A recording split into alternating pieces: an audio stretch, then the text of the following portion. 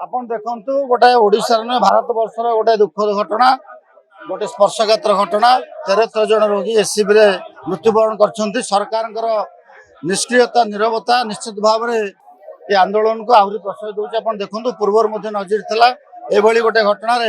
आमर स्वास्थ्य मंत्री इस्तीफा देते तेणु आम दाबी करुचु नीति और नैतिकता नहीं राजनीति राजनीति हूँ नीतिर आधारित नीति पर्यवेसित तेणु नीतिगत हिसाब रे स्वास्थ्य मंत्री इस्तीफा दिंतु एवं गोटे तदंत जुडिशियरी तदंत जो मैंने इनवल्व अच्छा विरुद्ध में कठोर कार्यानुष्ठान ग्रहण कर जो सरकार जो भाव में से कथा को उड़े एडे बड़ घटना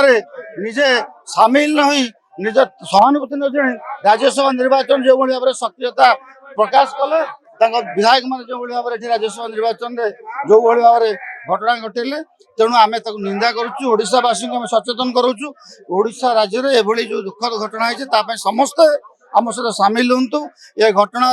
नीरव दृष्टा सरकार विरुद्ध आंदोलन करूँ।